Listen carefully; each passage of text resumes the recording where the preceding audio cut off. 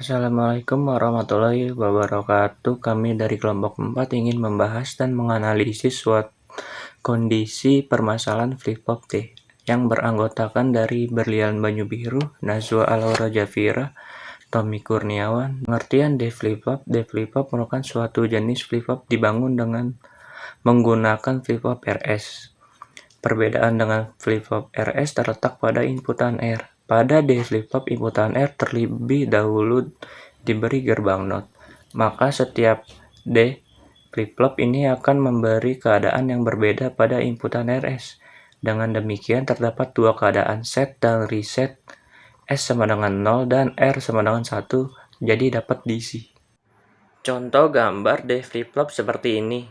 Tabel kebenaran flip-flop D menunjukkan setiap keluaran yang mungkin dari flip-flop D dengan semua kemungkinan kombinasi input ke flip-flop D, di mana clock dan D adalah input ke flip-flop D, dan key adalah keluaran dari D flip-flop.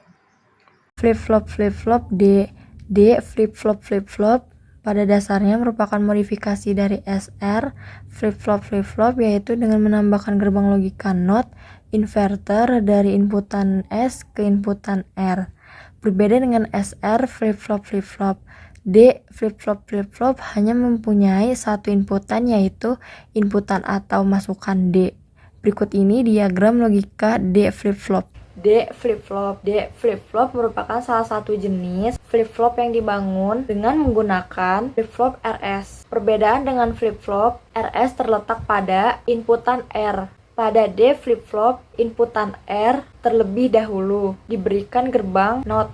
Maka setiap masukan ke DFF ini akan memberi keadaan yang berbeda pada inputan RS. Dengan demikian, hanya terdapat dua keadaan set dan reset, S sama dengan 0 dan R sama dengan 1, atau S sama dengan 1, R sama dengan 0, jadi dapat diisi.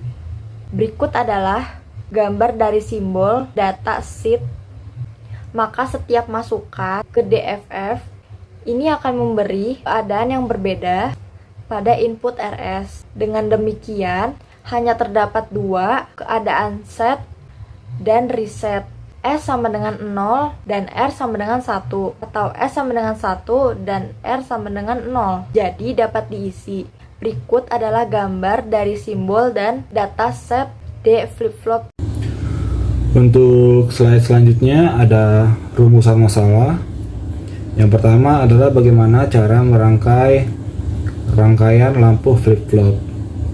Yang kedua, bagaimana produk flip-flop ini bisa bermanfaat bagi masyarakat. Yang ketiga adalah upaya apakah apabila terjadi kendala pada rangkaian tersebut. Lalu yang keempat, bagaimana cara kerja rangkaian tersebut. Setelah itu ada batasan masalah. Dengan melihat latar belakang permasalahan di atas, maka pokok permasalahan yang diketahui adalah bagaimana kerja keseluruhan dari rangkaian flip-flop dan output yang dihasilkan. Bagaimana peranan dari masing-masing komponen untuk menghasilkan output dari alat tersebut. Lalu yang terakhir adalah bagaimana rangkaian flip-flop bekerja. Baik, sekian PowerPoint dan presentasi dari kelompok kami. Saya ucapkan terima kasih.